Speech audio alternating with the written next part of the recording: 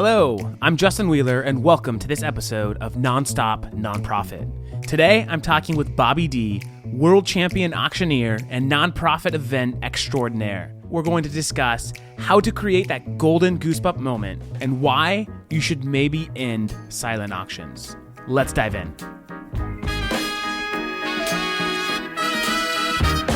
The best thing that we can do is just raise as much money as possible and then give it to the people around the world. We set out to raise $1,000 to help this person, but we had no idea how to fundraise. Then you're doing it wrong. Okay. That is unacceptable, and that is not the way to run a board. Who is this girl, and what's the thought process when you're like, do I include a nickel? And it snowballs like any peer-to-peer campaign. The more people that view this content, the further and further it grows. The community raised $55 million in 2019. The more nonprofits can give their donor base that experience of the impact that's being made on the ground level, there's nothing else that you have to give someone.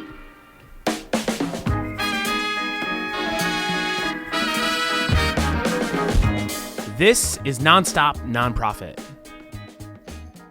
I'm excited for this conversation. Me too. Happy to be here. Yeah, so as we both know, nonprofits are one of their primary fundraising mechanisms are events. Yes. I'm sure in your days of events, you've seen lots of bad events. Yep. We're going to talk about good events today. Yes. And you're also a world-class auctioneer. World champion. World champion. Sorry, I messed that up. World champion auctioneer. So I think before we get started, to kind of bring us in the mood of what an auction event looks and feels like, could you help us get in that mood? Totally. Well, so when we have the auction, we have something to sell. So what should we sell, Justin? Let's sell some fundraise software. Yeah. Okay. All right. Let's get going. Here it is, friends. We got fundraise software right here. Want to start the bid at $5,000. Not going to get 5, 10,000 down, 15 to 20. 20 don't dare. Not going to get, you have to raise your hand. Hit 30. Not going to get 30, 40, 50. Not going to get 60, 70, 80, 90, $100,000. You give 100, wouldn't you? Come on. It's for a good cause. Right here. $100,000. Not going to get going once, going twice. Anybody else? Sold right there. $100,000. $100,000. All right. We take cash, check, charge, Bitcoin, all of it. All of it. Okay. All of it, yeah. Well, hit me up in a couple years. Okay. I'll be happy to buy it. No. Okay. So prior to this recording, we've talked about events. We talked about auctions, and I want to get into the moment what you call the golden goosebump moment. Right. So I want to get there, but before we do that, just provide some background. Like who are you? What do you do? How do you help nonprofits succeed? And at their event strategy? For sure. Well, my name is Bobby D. Ehlert. I am a world champion auctioneer. I got my start in the auction world. I'm a second generation auctioneer, and I was doing auto auctions. I was, an auto auctioneer, did a lot of the classic car auctions, was doing wholesale auto auctions, was selling used cars to used car dealers. And it was great. I mean, it's a great place to practice. It's a great place to learn that craft. And being a second generation auctioneer, it was, my stepdad, my mom, all my brothers are all auctioneers. It was just kind of the way. And as, you're an auctioneer, your name gets out into the community, and it's like, oh, hey, come help us at our kids' school event, or come help us at this little golf tournament, or come help us at this gala. And the one I was like, oh wow, this is great. And it was fun because I got to go, to these big events and, got to raise money for good causes and whatnot. And then I had a kind of that aha moment, like the light, kind of just like went off. I'm like, okay, I need to do this. I was working with an organization and went to their event, and they had never really had a professional auctioneer before. It was kind of like the weatherman or somebody that, thought they could do it.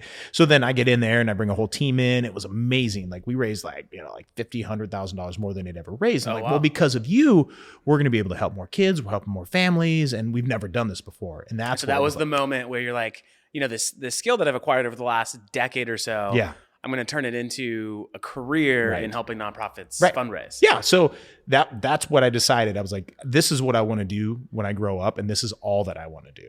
Got it. You talked about, your career in auctioneering and transforming that into the nonprofit industry.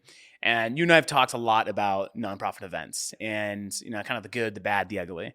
And you've highlighted a trend that you're seeing in the nonprofit space where it's moving more towards this like funded need sort of moment, which we're going to talk about. But what are other ways that nonprofits are actually raising funds at events aside from that like funded need, cash, end of night cash auction? can. What other ways are you involved in helping nonprofits raise funds? Well, the live auction. I mean, the live auction's super energetic. It's super entertaining when done with a professional, somebody that actually knows what they're doing. I mean, it's our passion to start making events better again.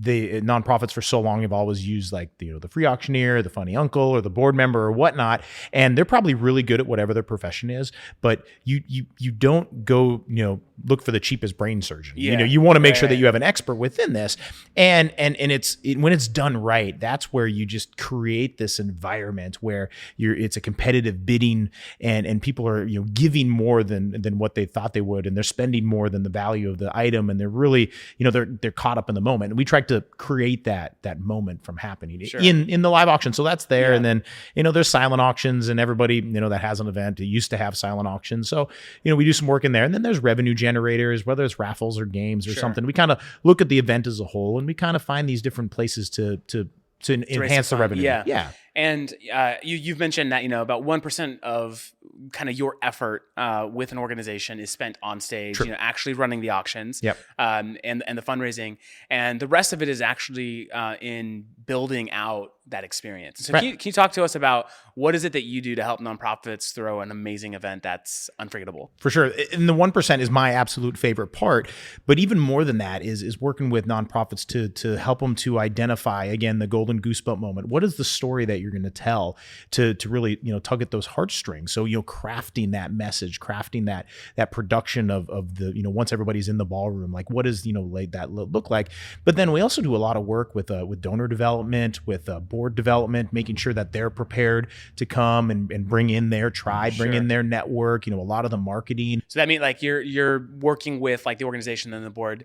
If the goal is to raise $1 million, you're like, well, all right, we need some people to be plants tonight to help kind of kickstart like the momentum. And you have to create the icebreakers, the momentum builders, that strategy. We do a lot of work with corporate sponsors as well too. Okay. How do we get them engaged within the live fundraising? We help come up with ideas for live auction items, all of those components that maximize that 30 to 60 to 75 minutes of true, pure live fundraising. How do you make that better? And then we also do a lot of work with the gratitude process as well, keeping the post-event. Post-event. Keeping those relationships alive and cultivating that donor relationship. Good. So I've been to a lot of nonprofit events, and I've been to some that are just like, I will never come back to this event. Yeah. And I think that. why do nonprofits think that just because someone is coming to your event, they're going to give? Right. I think you can correlate the overall experience, the quality of an event to the dollars raised at the end of the night. So why do so many nonprofits get it wrong and just throw events that feel like very little thought and effort and energy went into actually organizing? A lot of nonprofits look at the event as kind of the end point of this fundraising campaign. And they're like, okay, once so many times we're just burnt out, we're tired, the event's done. And then, they just disappear and they take a vacation for the next 2 weeks because it was so time intensive to build to that moment. But then an event, when done effectively, is really the midpoint. That's where you're identifying new donors. We're transforming guests into donors. We're transforming donors into major donors, possibly legacy donors. And it's about creating that experience that you can't really have anywhere else, but at that event when you have that human to human connection. So it's really, how do we kind of look at these events? Let's formulate them better. Let's evolve this event experience that then makes a better donor relationship. Sure. Yeah. So you talked about the goosebump moment, right? Yeah. The golden goosebump moment. And so how do you walk me through the process that you will walk an organization through to create that moment? Because I mean, that's obviously very planned, right? It's like you can't like just hope that it's going to happen. It's scripted. So how walk us through, your process and like helping an organization create that moment. Right. So we look at the timeline of what their event looks like. And then we look at past, data and kind of find out where, their fundraising has happened before. So we're like, okay, we're going to do this here, but we need a story. We need something that's going to really tug at the heartstrings, that's going to inspire people to give. And what are your story, what we call story assets that are available? Is it a particular survivor? Is it is it someone that's been affected by the mission? Maybe it's a parent, maybe it's someone that's involved there. And then how are we going to tell that story? Are we going to tell it with video? Are we going to create some type of production on stage or within the audience? Or is it a combination of both? I mean, how are we, utilizing these story assets to then create those goosebumps? So we do a lot of brainstorming. We do a lot of kind of storytelling and creating of what this is. And usually the reason I call it the golden goosebump moment is when I get goosebumps, I know it's going to work. Okay. Like, I'm like, oh my gosh, that's it right there. Let's tell that story. And then how do we tell the story? And then how do we identify the right moment and the right time? And really, it's about striking the right note and striking the right tone. It's kind of like the blues versus jazz. There's the blue note. So how do we create that note to happen at the event, and then using that to then push us forward within the fundraising? Sure. Yeah. So out of the 10,000 hours you've been behind the microphone, you've never gotten goosebump fatigue? No. Well, no. There high highs, low lows within events for sure. And at the end of an event, I mean, yes, definitely the highest high I've ever been on. And it's a big drop afterwards, because we've so much adrenaline, so much emotion is built within that. And we have such a deep dedication and connection with our clients, is that we do have a lot of empathy fatigue that comes from that. So we feel it, we see it, and it's a lot of self-care to take care of that, to be like, okay, how do we get to the next one? Sure. I think too, and correct me if I'm wrong here, but I think one of the things I've seen at events, and where I think actually nonprofits go wrong in trying to create that golden goosebump moment, is they think that they have to create this environment of like extreme gravity for the issue that they're working on. Right? It's just like, it's like the doom and gloom, right. Sort of like elicit kind of like the guilt to get people to give. Yeah. And it's like the world is falling apart. These kids are not going to be able to go to school. If you or don't whatever give, they're going to die. Yeah, exactly. Yeah. And you see that like, played out at a lot of events, and sure, it can be effective for some people. Maybe it's what some people need to give, but the events that seem to raise significantly amount more money are the ones focused on the success, right? Yes. Like, this is what we have accomplished because of people like you in the room. Yep. This is the impact we've made. Yes. This is the impact we're going to make in the next 10 years. Yes. Is that a part of the message that you try to help nonprofits kind of craft? Yeah. through? And again, it's that roller coaster of emotions that we're Sure. trying to manage and direct towards at the event.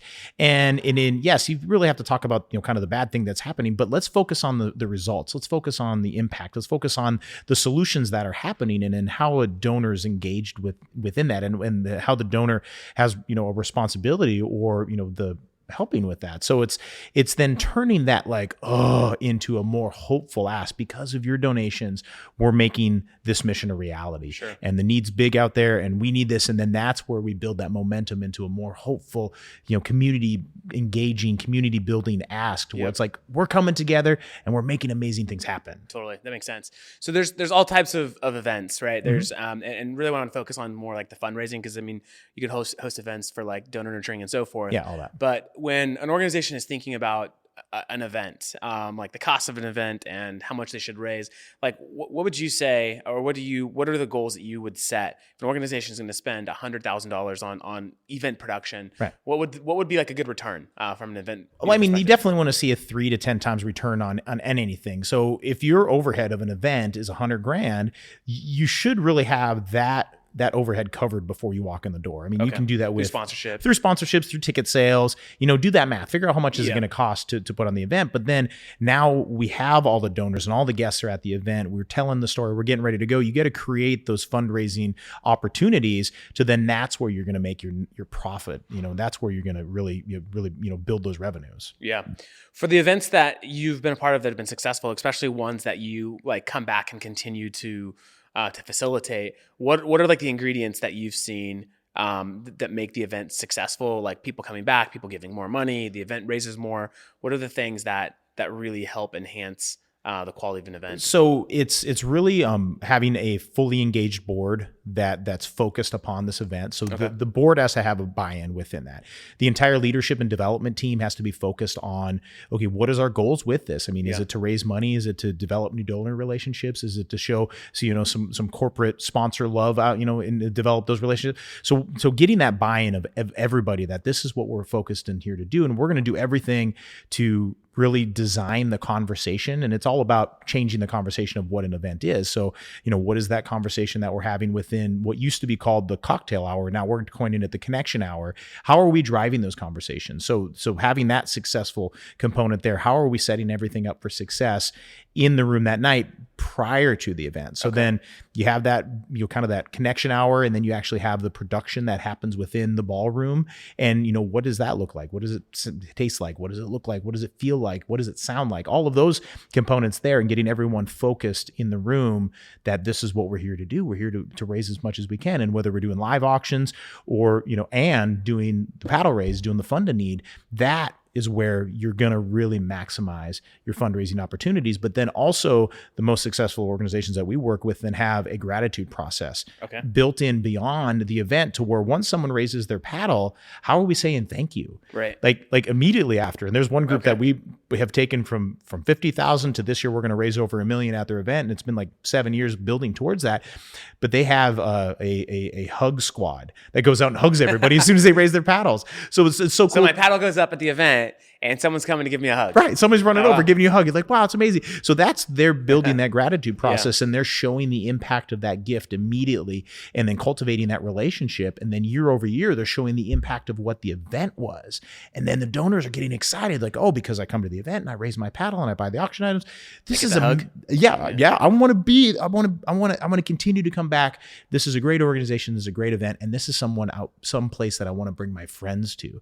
I want to bring my network to. Yeah. And then that's where it just grows exponentially. So you mentioned, the fund the need being kind of like the pinnacle of the event, Yes. right? And so if you're fundraising at the event, you have to have fund the need. Have to. Talk about what is that? Because maybe organizations. I've been to a lot of events where the way that like the fundraising has ended has been like, go to the table, swipe your card, make a donation, Fill out the envelope. Yeah, fill out the envelope. Yeah. So tell us about fund the need and what that is. So this is this is the most effective and efficient fundraising method at an event that we've identified. When I say we, my partner Aaron and I created this firm called Inspire Hearts Fundraising, and we're the only firm across the nation that is working with nonprofits in fund the need only events and paddle raise only events, where we're identifying the golden goosebump moment, all of the strategies building into that, and then just creating that philanthropic crescendo that allows everyone to be engaged within the fundraising. Auctions are exclusive. So if you have a silent auction, it's got 100 items, you're only going to have 100 donors. If you have a live auction, it has 5 auction items, you're only going to have 5 donors there. Yeah. But if you have 500 people at your event and you only have 105 giving opportunities with your auctions, how do you engage the other 395 people? Sure. That's where the fund the need comes in. That's where you can truly create a collective and community giving experience where everybody comes together. And it's really, it's contagious. When the paddles go up, people are giving, more people see that, they see that pride and that joy in that person. They want to join in, they want to be a part of that. And it allows everybody to give at a level that's meaningful and inspirational for them. Right. Some can give high, some can give low, but it's really truly not how much they're giving, but it's the fact that they are giving and then they're joining this community. And to go back to like the details around that, something you were saying earlier is you've noticed even down to the way the room's lit. Right. Yes. If there's a table not, that isn't lit properly, people will get out of feeling kind of that social pressure to give. And so you talk about, not just like the moment, but also making sure all the details are dialed in to provide the best experience. So we were also talking earlier about just like the trends around silent auctions and live auctions. Right. And we hear a lot of nonprofits almost feel like obliged, like they have to do these things because it feels like, or it's the way we've always done it. We've always done it. Yeah. And so, something you said like you show up to events and sometimes it feels like you've shown up to a garage sale because you have 100 items that have nothing to do so much with the actual mission of the organization. So how do you help nonprofits kind of either migrate away from that type of event fundraising? And how has the response been in those conversations? So what we're talking about is it's a transactional giving model versus a transformational giving model. So transactional is you're giving to get. So it's stuff. That's the silent auction. Right. That's the live auction. Auctions are very exclusive and it only allows certain people to give within that. And it also attracts a different type of transactional giver, which is like, okay, I'm going to give you something and you're going to give me something in return. So it's true that transaction. But what we're really trying to do is helping organizations evolve that event into a true transformational event, to where it not only transforms the organization through better fundraising, it transforms those that they're serving because we're raising more money. They're able to fulfill the mission more effectively, but it also transforms the donor to feel that they are a part of something bigger. They're doing something. They're writing their own legacy story, and by raising their paddle, they're joining this. So creating that transformational experience is so important for an organization that's really hit like a plateau within their fundraising, or they might be going backwards and they're kind of like, whoa, how do we change this? Well, it's the culture of philanthropy that you have within your organization, within your event, and how do you evolve that? How can you upgrade that experience to then allow more donors to come in and allow donors to give bigger and dive deeper within that? I would imagine, as you shared around like this like transformational experience, it's changing the minds of donors as they're coming in, right? Someone's coming in saying, I'm going to give $1,000, but as you said earlier, then you could get that person maybe to give up to $10,000 because the experience is what's actually going to push it versus buying a couple more items. Right. And that's where the biggest jump in fundraising can truly happen, is within that paddle raise, within that fund the need, because your silent auction is going to cap out at whatever it's going to cap out at. Your live auction, unless you have some amazing items and some amazing donors. Or you're a world champion auctioneer. And that. So then you have, you've kind of only got a certain amount that you're going to raise, but the potential within the fund of need is unlimited. It's how much do you want to raise, and how you can use those right strategies and techniques to identify what your true potential is. And it's kind of scary to think of how the opportunity costs of organizations that haven't been doing this, or they've been doing it poorly, like how many billions of dollars are we leaving on the table, like literally on the fundraising table, if not done effectively. Let's really tap into that true potential of what that opportunity is and how we can fundraise better and create better experiences to just really make a bigger impact in the world. Yeah, no, that's really well said. And I like this concept of moving an event fundraising strategy from transactional to transformational, because it unlocks the potential, as you've shared, of giving the organization the ability to have a more kind of long tail relationship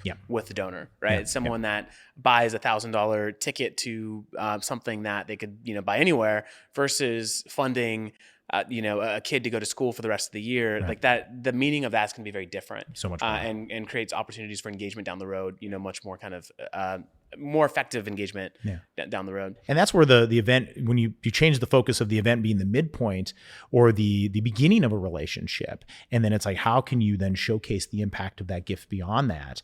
And then that's where you continue to re-inspire, re-energize that connection of the donor to your organization, your impact that you're having.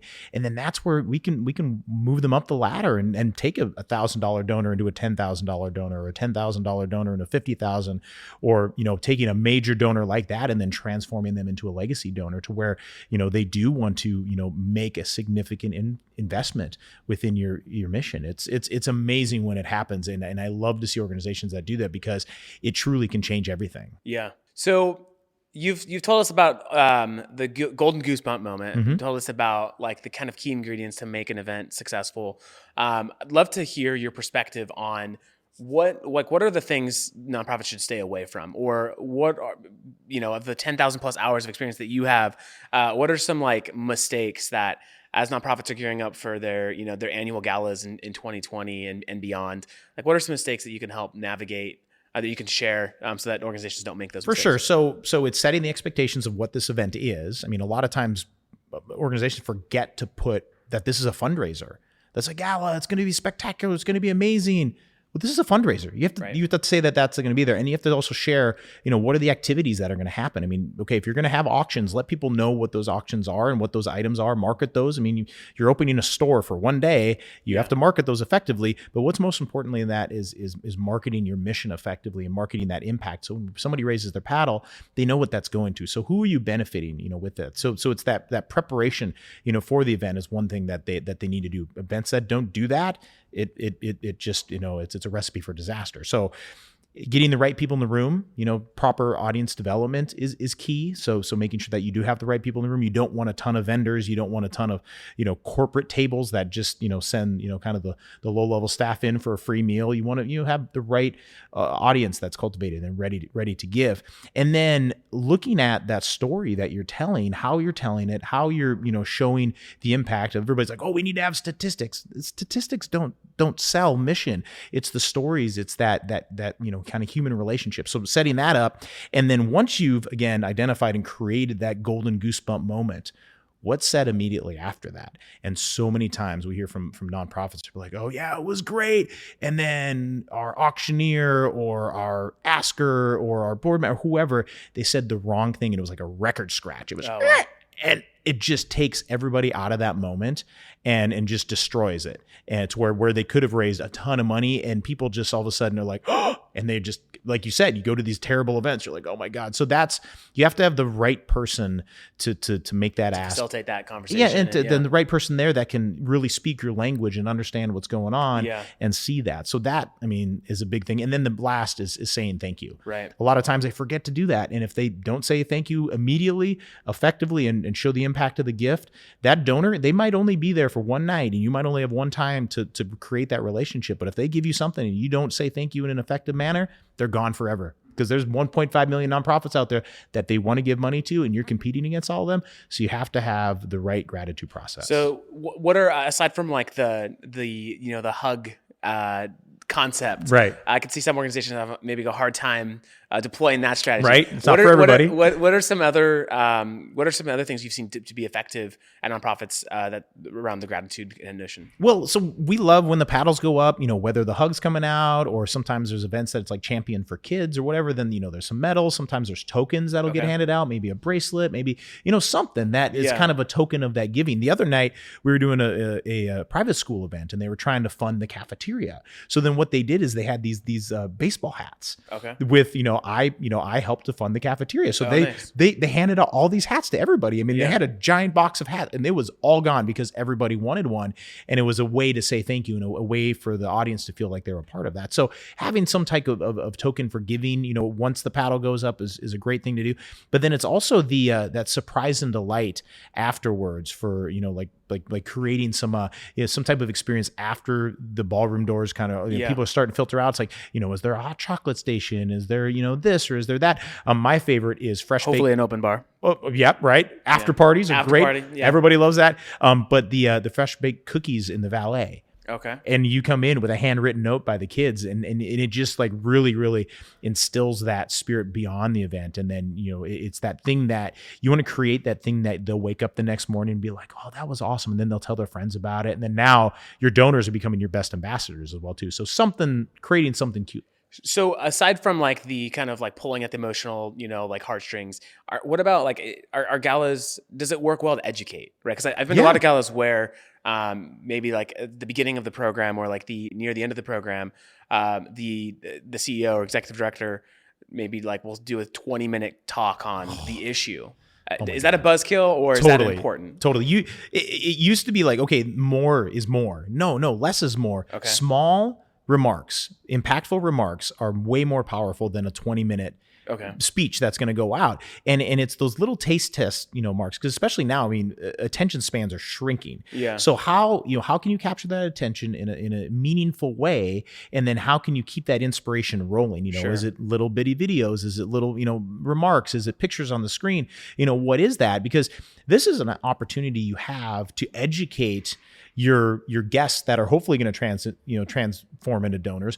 This is also an opportunity to re-energize your current donors and really kind of give them a state of this is where we're at. Right. So there has to be education upon what is happening with the mission, but then the impact. That's what you have to share. So it's more about inspiring the donor, talking about like the impact. So there's like that baseline kind of understanding. Yep. And then part of the kind of cultivation and gratitude kind of follow up to keep the donor engaged. Yep. And a part of the organization, more education can happen like after the fact. But totally, when you're in the moment, it's make that emotional appeal because that's why people give. Yep. And then after the fact, when they're hooked, maybe educate them more so that they go deeper with the organization, stay around a longer period of time. And that's what you want. So many times we'll work with organizations, we'll raise a ton of money on the night of, but then I'll have the development director, the CEO call up, in our wrap-up meeting and be like, you'll never guess what happened. Someone raised their paddle for $500 and they just dropped off a check for $5,000.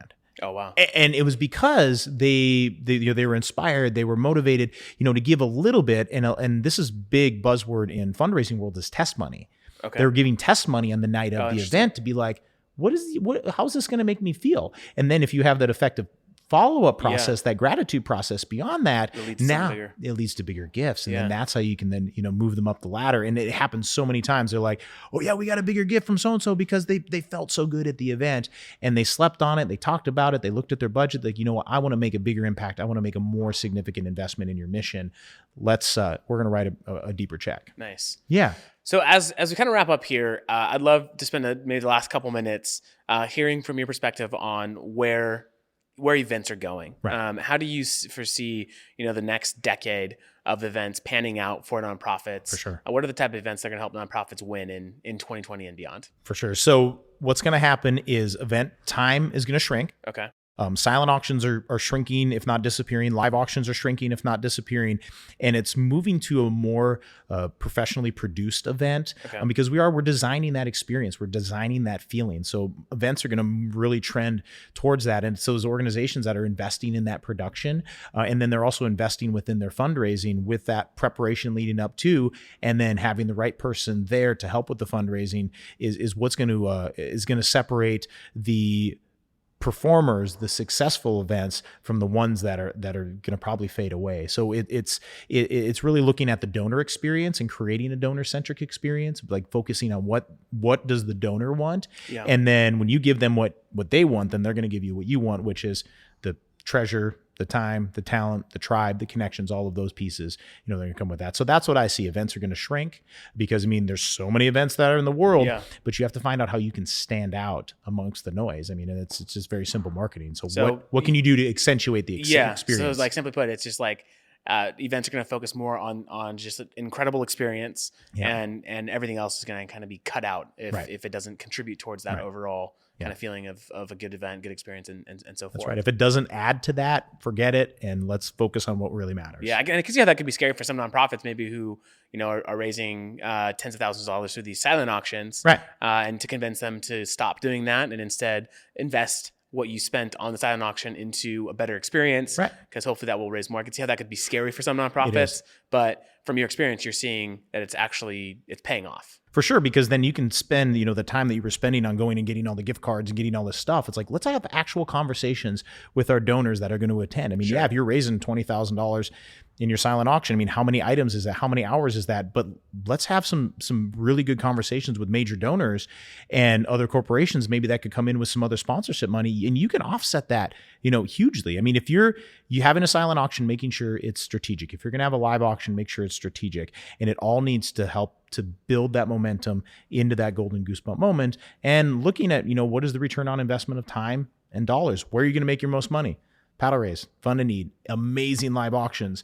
And everything else, again, we got to forget that. It focus on what matters. Yeah. Bobby, thank you so much for coming in today and enlightening us on what makes events so special. For all of our nonprofit friends that are listening, they can get in touch with you directly. Definitely.